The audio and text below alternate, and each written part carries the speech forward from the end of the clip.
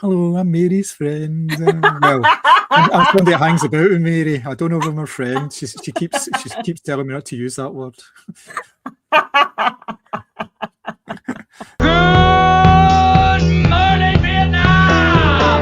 I love the smell of napalm in the morning. You're gonna need a bigger boat. I feel need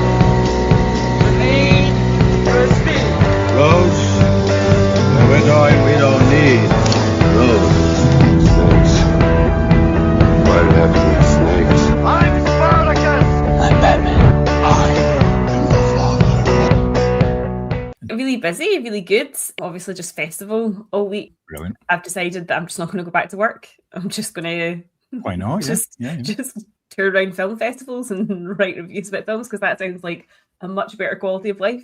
No, it's been really good. There's been some really good films and just like really like excitement and stuff as well. Like I think because I've been in at the press screenings as well, it's been nice to see people that I usually only chat to, like maybe on social or whatever. It's been nice to actually meet people. So yeah, I haven't been in town in ages, and I feel like every time I go in, there's less things, like less shops and less stuff. Mm-hmm. So that's a wee bit sad to see. But as long as the GFT stays, that's all I care about. Yeah, I fully understand that. It's a bit of an institution up at that end, and like I say, it's been good that the festival's still going on and everything. Have they given any sort of indication what the numbers have been like for?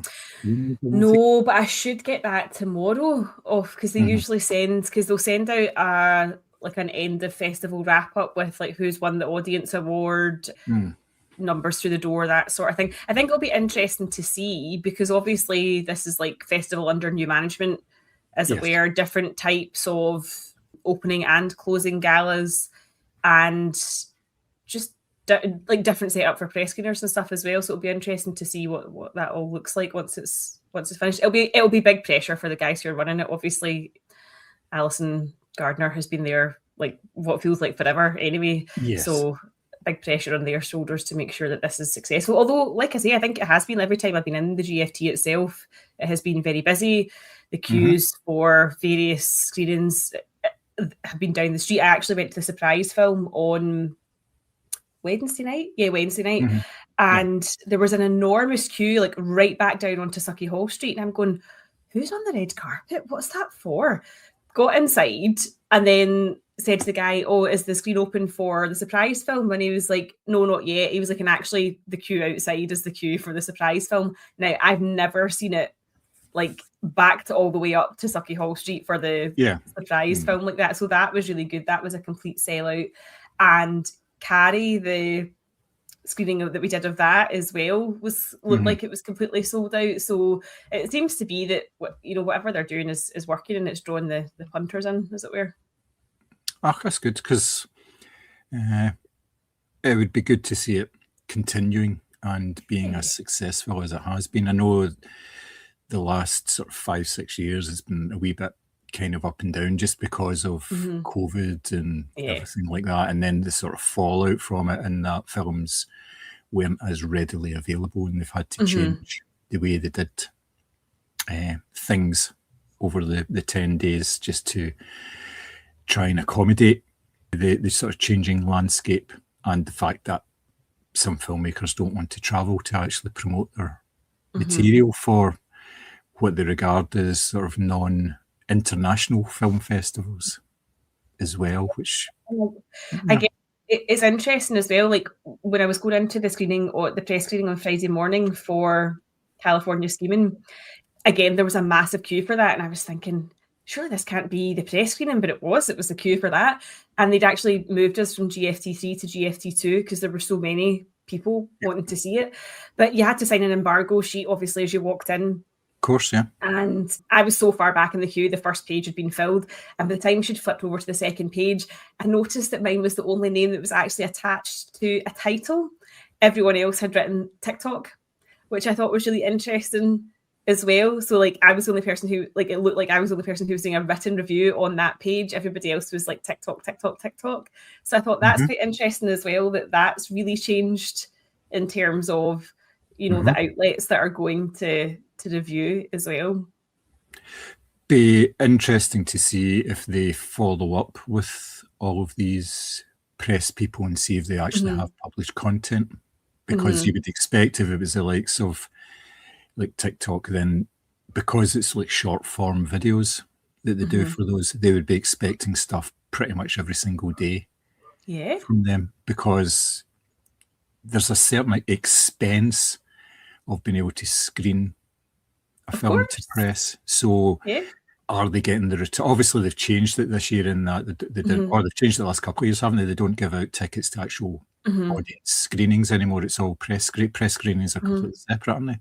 Or do you still get opportunity to get tickets? Well, in saying that, this year, and I did take advantage of this a couple of times for screeners that I'd waited to get through but hadn't come through from PR companies for various reasons, they give you a discount code for the rush queue every day, which gives you a free ticket to between 2 and 3 public screenings.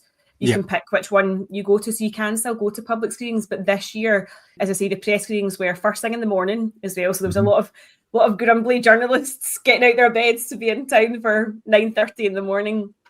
And also they were on to a time, which meant you obviously had to pick one and just hedge your bets that the one that you were going to was the one that would be quite good to write about.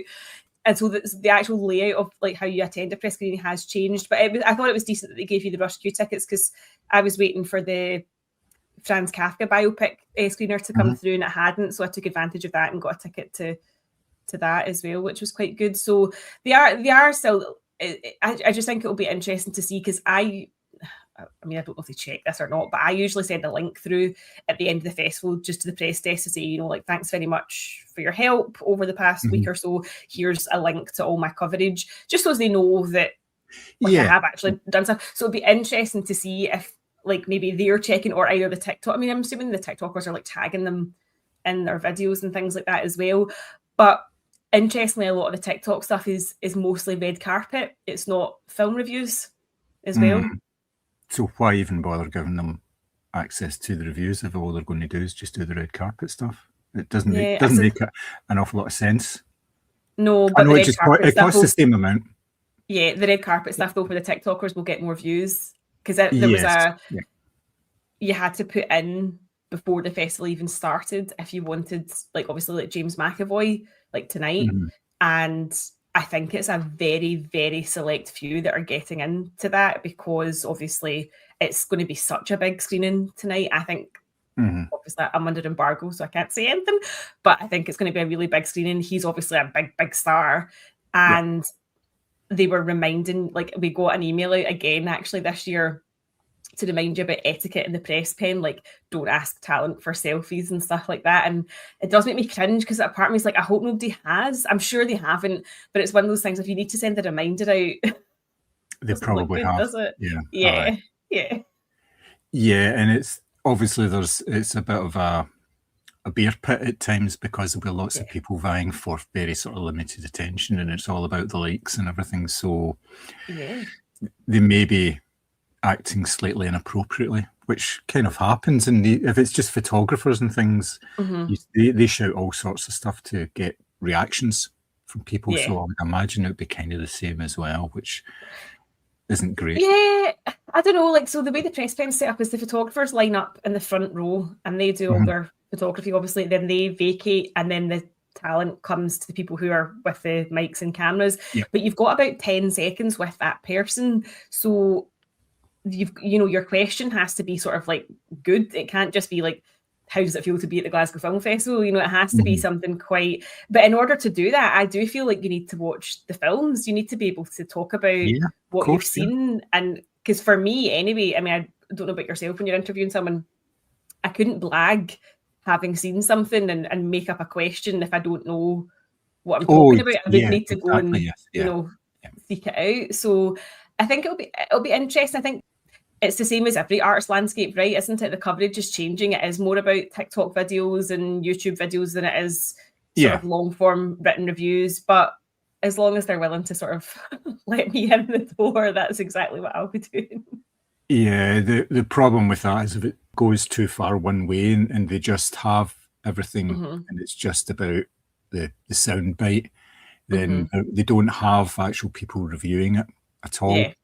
And that's not good. The publicity people want things to be reviewed as well. And the thing is, like, I mean, how many? Like, I mean, there was what, 2 films on a day? You said for 2 press films, press? Yeah. So that over the course of 10 days is 20 films. Now, were those 20 films represented at red carpets? I very much doubt they all were. No, I don't think so. So what's the point of somebody turning up for a screening of a film if they're not actually going to do a red carpet for it and not going to do a review for it? But the thing is, it doesn't cost the GFT anymore to have a full auditorium of press people, because they're having to pay a license for the film and they're having to actually open up the auditorium anyway. So it doesn't matter how many people are actually, they're losing money no matter what. If one person turns up or 60 people turn up, that kind of idea.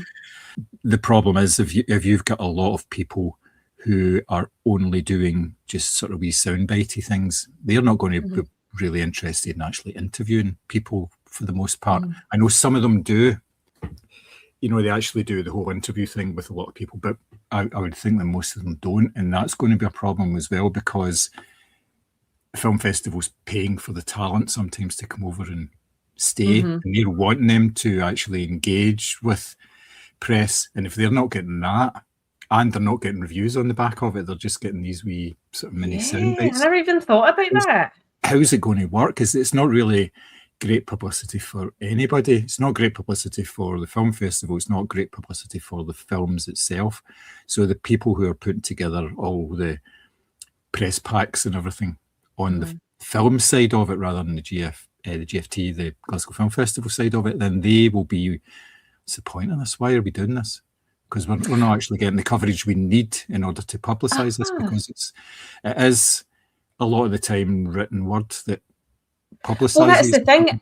I do think a lot of, like, because I've noticed it in the reviews that we've been putting out as well, a lot of, because these films are smaller films, a lot of the actors are maybe sharing them, or production companies are liking them or sharing them or whatever, because they do want that. They do want something written that they can screen grab and share, or, you know, take like a puff quote from or something.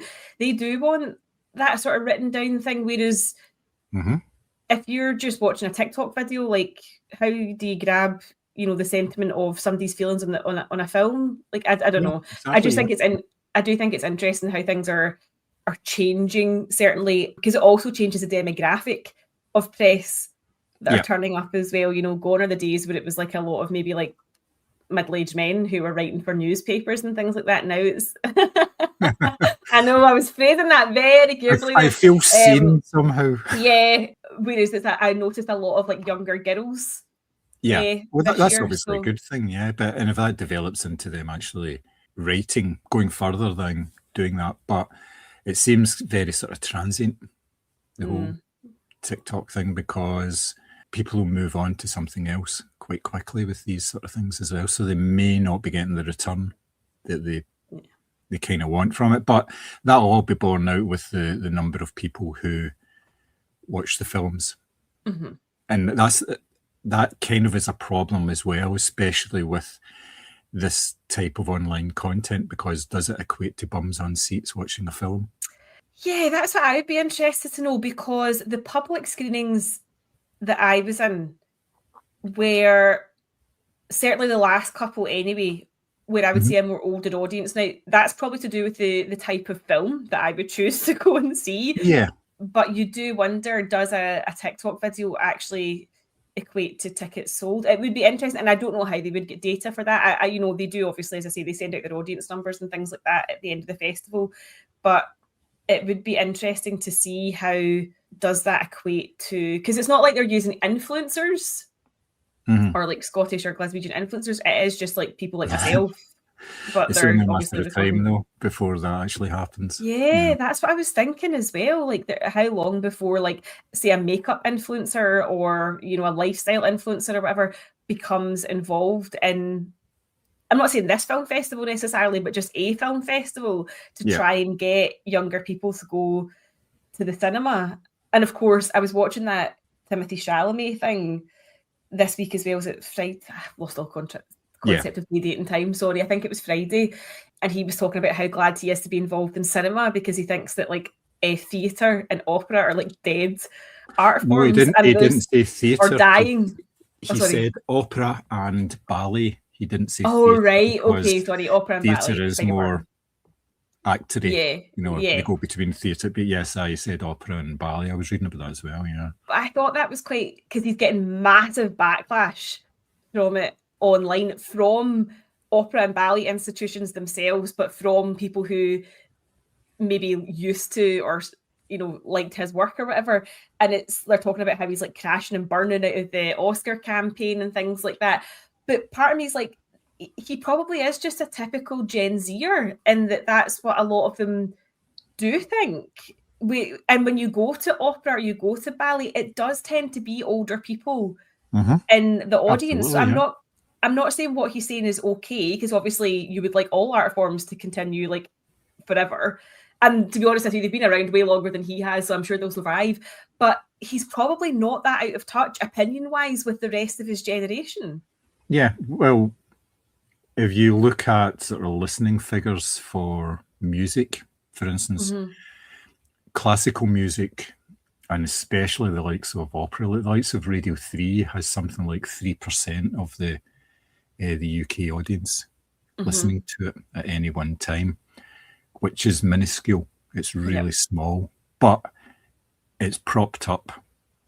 Ballet and especially opera are propped up by funding more than anything else. You see that I mean, obviously we go to the operas and they are expensive for what they are. You go to ballets and it's expensive as well. And it's primarily because it's not self-sustaining. They don't make money from it. So cinema does make money on the whole part because it's run more like a business. There is a return expected on a film, whether that be just breaking even. There are certain finance companies that are specifically there to fund films, and they're expecting to get something back, but they're not expecting to get like $500 million, something like that. So in a way, cinema is more sustainable, and it's more mass appealing, which puts off a lot of these people who back opera and especially ballet are well off and they can afford to support it. I mean, like I say, we go to the opera quite a lot, and you always get stuff in about, well, you can support us doing this, you can support us doing that, and you're kind of thinking, well, we can. And they usually have sponsors in the brochure as well, don't they? Oh yeah. I mean, everything about the Theatre Royal is sponsored. The staircase was the Stackler staircase. It was what? And they had to take the name off of that. Yeah, you know the spiral staircase. And you went, yeah, that was the Stackler staircase. I did not know that was sponsored. Oh yeah, absolutely, okay. yeah, and we get things in all the time. You can sponsor this production by like sponsoring a prop or something, and they do all sorts of things. There's like it's almost it's like Kickstarter almost, where there's different tiers and you get certain rewards, and it's exactly like that. And then obviously there's like Friends of Scottish Opera, where you get certain perks. They can buy tickets early and stuff like that for a certain amount every year. But yeah, it's rife, and that's all needed in order to keep it going. And obviously the funding from the central government as well, because otherwise they would not break even, and they would crash and burn within about 6 months. It's completely unsustainable, these art forms, and they are seen as being very elitist. And I know they all try, and like the likes of Scottish Opera and Scottish Ballet, they do under 25 tickets for a theatre, and like student tickets and things like that. So but even then, it is predominantly older people. I was there last night, and it was old people that were there, and I count myself in that demographic as well. I'm not commenting. No, you're probably wise not to. But yes, it's still seen as being very elitist, and that's why I think he made his remarks. That's what he was trying to get at, and the fact that he's getting so much backlash about it actually kind of reinforces his argument in a way, because all the arguments are coming from people within these circles, and they're saying, we work incredibly hard, but nobody's saying that you don't. You can work incredibly hard at something and still fail. That's how business works. You can be incredibly talented and it just doesn't work. But there are certain sort of in-person art forms that still do work. Theatre, on the whole, works. But the way theatre has gone, especially musicals, if you look at you only need to look at the brochure for the King's Theatre in Glasgow, and every other week it's a jukebox musical. They've got on a tribute act that's, touring as well, or like a magician or something. So they're doing that in order to make money. So when they're doing other productions, it's helping them, sustaining their business. But it's, they shouldn't kid themselves. These theatres do all of these absolute dreadful, terrible productions just because they make money and they appeal to the mass market. They are getting folk in the door because, they've got fond memories of listening to the Four Seasons, the band, not the the cosmetics, that kind of thing. But you're right, and I think that's why, like, when we were in my horror club, Emma had messaged about the Paranormal Activity that's coming to Paranormal Activity is coming to the Kings, so how mad is that? But we emailed and said, "Oh, like, could we take 20 tickets?" And they were like, "Absolutely, and here's 20% off as well." Now, I feel like that's almost unheard of, but because they're getting this big block booking, that's a good prospect for them, as opposed to having to try and sell seats sort of like individually, whatever you want to call it. But even that, The Woman in Black, obviously we saw that is an older play anyway, but Paranormal Activity is coming to the Kings, which is such a weird statement. But it's like all these things, it's like when they do Stranger Things, that's, obviously a big thing in London. They're obviously redoing all the Disney shows. It's like Hercules is the big thing just now. You get like some Back to the Future. So it's not your Shakespeare, it's not Ibsen, it's not, it's not these kind of things that are drawing people in. There will always be a market for that. I mean, I always go to Bard and the Botanics as well. Yep. And I would say it's a fairly mixed crowd age-wise at that. But you're right, the theatres are diversifying their content as well. I suppose it's a bit like the cinemas rerunning like the old Star Wars or the Lord of the Rings for a fiver. It's because they know it's a guaranteed sale. Yeah. Yeah, it's cheaper to do these type of films, and there's no splitting costs with studios, because when they're re-showing films, it's just profit for them. They don't have to do anything with the film studio. The film studio is not going to get a cut or such a big cut of the profits from that. I think it's kind of a 50-50 split that distributors and studios have when a new film is brought out.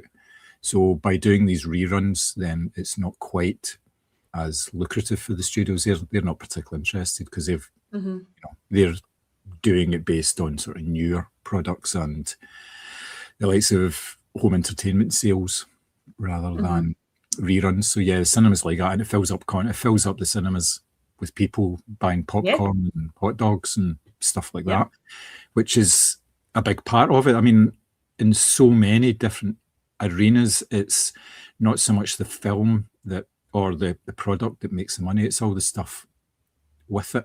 Same in the theatre, they do all these, you can pre-book like food and drink at half time and all that, and you can get a bundle when you're actually buying your ticket, and it includes like a wee bottle of Prosecco and crisps and all this kind of thing delivered to your seat.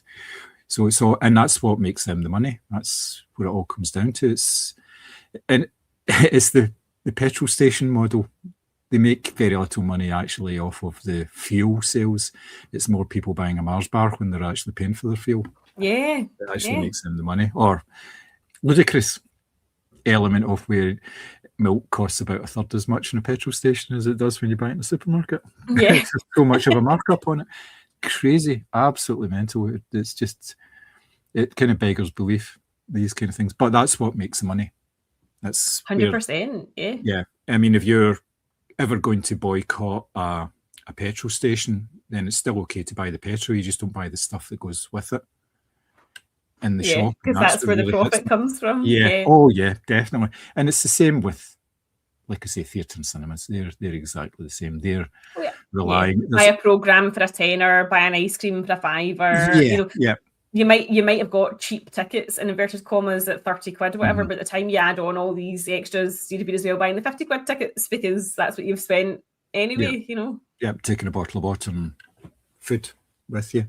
Yeah. So yes, I can fully understand what he's saying, and I as soon as I read it, I thought, well, he's going to get a massive backlash because people just sort of love a controversy and they love to moan about stuff. They don't want to actually address what the actual issues are. And the underlying issue here is the fact that these kind of art forms, as good as they are, and yes, they have been about for hundreds of years, but they've been completely supported for hundreds of years by private donors and councils and government. Wealthy patrons. Yeah, exactly. So that wouldn't happen, or it tends not to happen in sort of like small mid-tier, like a business the same sort of size as like a theatre, just something, a shop would not get the same support from central government if it was in trouble.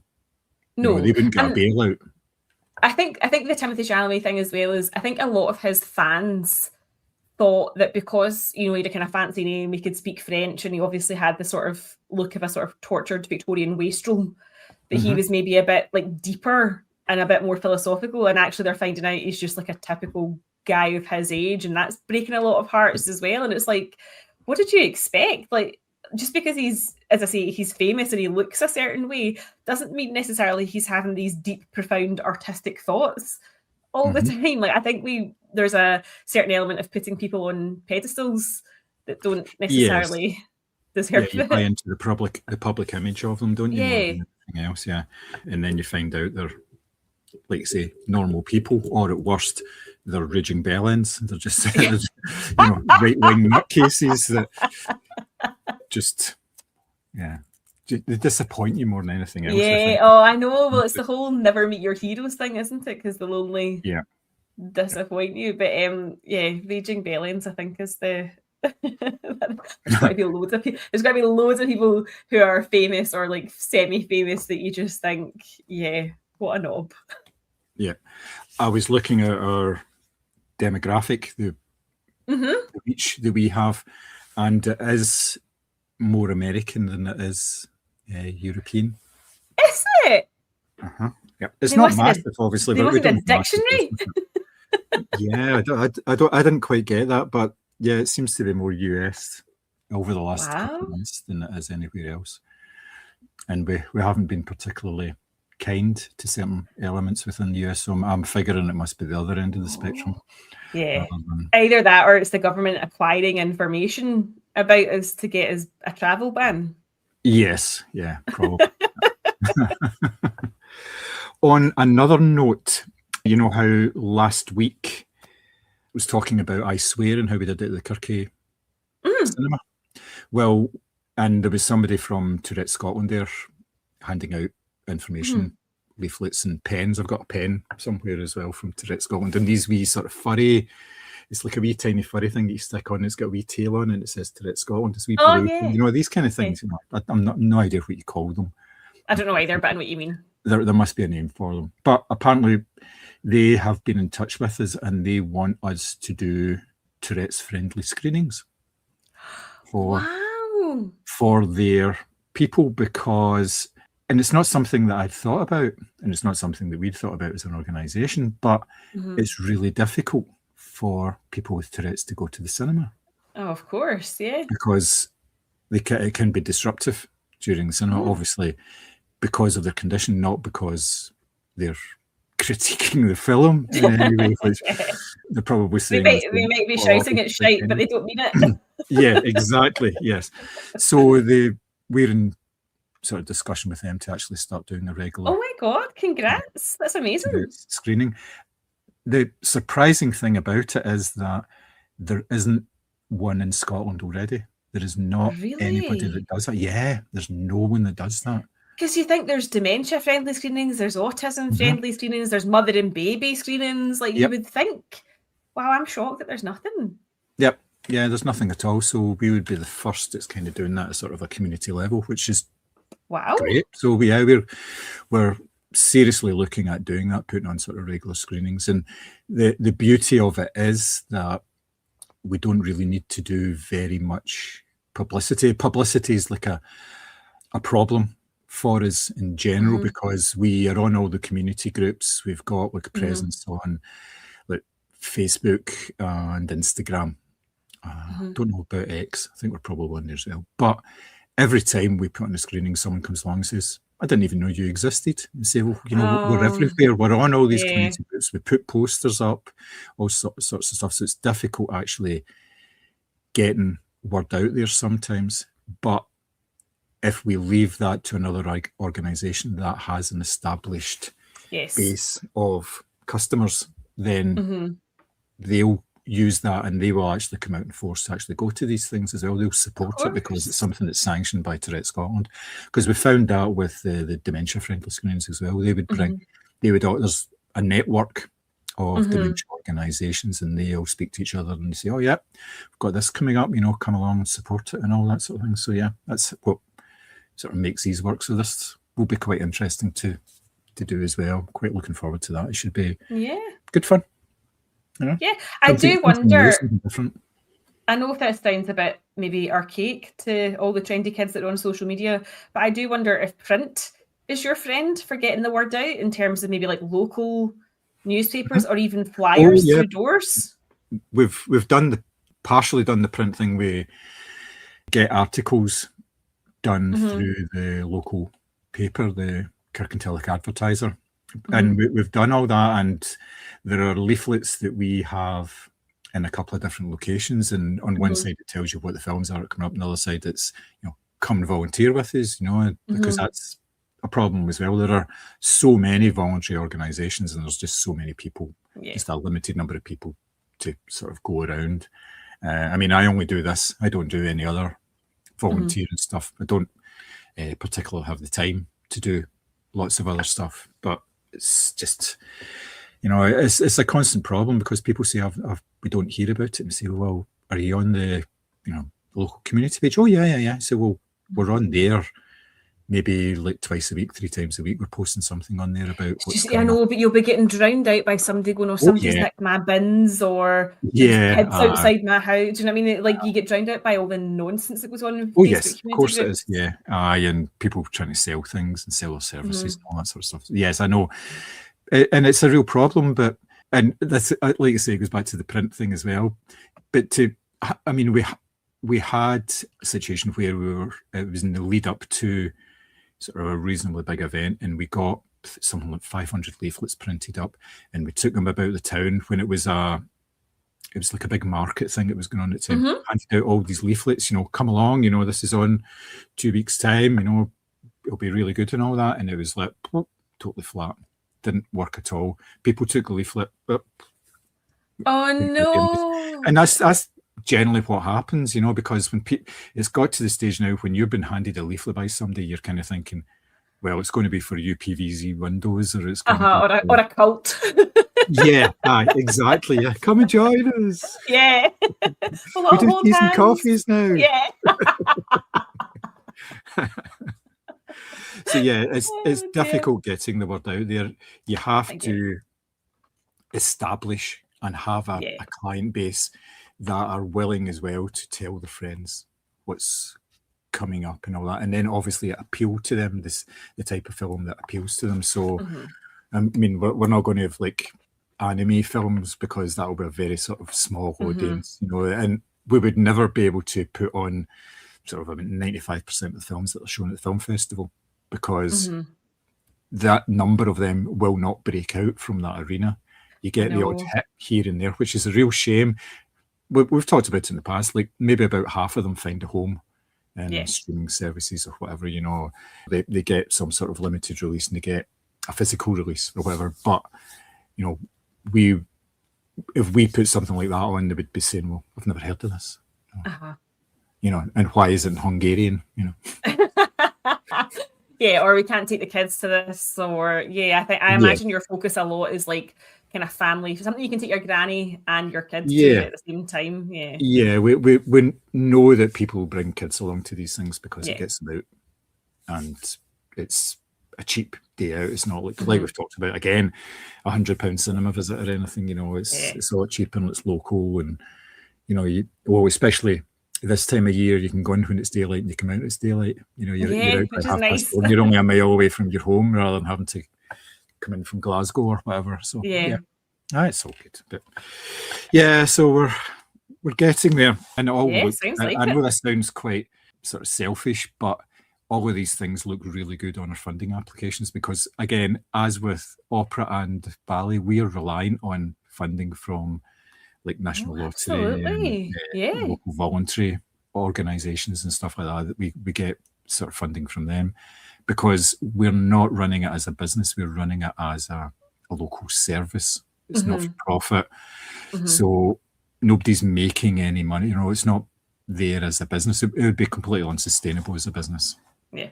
The way that it's actually put together, because it'd be different if we had a venue, a permanent venue, and it was a cinema. Then you've got all sorts of opportunities for hiring it out. You know, the big cinemas do that as well. They hire out these things as conference facilities and all sorts of things like that, and for lectures and all sorts of good stuff. I don't know how much money they make out of these things, to be perfectly honest. But I don't know. I have seen Cineworld have ramped up their advertising for like hire a screen for your kid's birthday party. And stuff like that as well. It's like £20 a head. You get a film, popcorn, and a drink each, sort of thing. But I've noticed them advertising it a lot more. But I don't know what the take up obviously is like.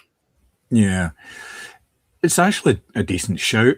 I think if you've got enough kids to go to, especially it's kind of more aimed at primary kids, more I think than secondary kids. And the thing is, you're getting to see a film that's probably still in the cinema. It's a kids' film that's in the cinema. So, and they're all contained within one space, and you have to have adults there with them as well. So you don't have to sort of supervise them. It's not up to you as the organizer to supervise the kids. It's up to the sort of adult helpers, if you like. But those things are mental, sort of screenings with like hundreds of kids in them and all that. I mean, the nearest I got to that was the last Wicked film, where there was loads of kids at it, and it was just a fucking riot. There was just kids running about all over the place. And the parents not giving a damn. And you're thinking, well, that's it. I'm too fussy about my cinema experience because I do really want to see that Hoppers because I think it looks really good. It looks really funny and it's getting good reviews. But can I sit through a film, even if it's only like 90 minutes, with hyperactive children? I don't think I've got it in me. I don't want to sit in a film with adults most of the time because they're so badly behaved. Like, I don't think I can do it with kids either. Yeah, I'm exactly the same. I'm used to my quiet press screenings with a dozen folk at the most, and they just sit and watch the film. And but there have been a few instances of like people have been sitting there and they've still been rustling away at sweetie bags and all this sort of stuff, and you're thinking, really, what are you doing here? Come on. Goodness I have to say the press screeners were all very well behaved and nice and silent, which is really nice. Whereas when I went to the surprise film, I was just by myself, obviously, so I was sitting next to two random people. The guy next to me started talking to me, and I was like, "What? No, I don't talk to anyone at the cinema, even when I'm going with my husband." Nice. Leslie did post a wee picture of the two of you at the theatre, and you looked very happy. So, or not, you obviously enjoyed it. Yes, and we took along a wee sort of picnic tea with us as well, a wee kind of gin and tonic and a couple of rolls and things and some crisps. But we ate it in the intervals rather than munching our way through them during an aria or anything. I was going to say, can you imagine some big death scene or some big lossy, and all you hear is the big rustle of a packet of crisps? I know, or a crunch of a crisp or something. Yeah, or somebody doing that like sound when they open a can. Yeah, but again, on the most part, very respectable. The problem with sometimes with these live performances, and the fact that, as we've talked about, it's mainly an older crowd. People cough as well, that kind of thing. So you get a fair amount of that. And once one person does it, it seems to sort of catch on with a lot of other people. Now, Leslie all week has had this horrendous cough, and she actually lost her voice for about 2 days, which was the 2 days she was off. She wasn't actually working.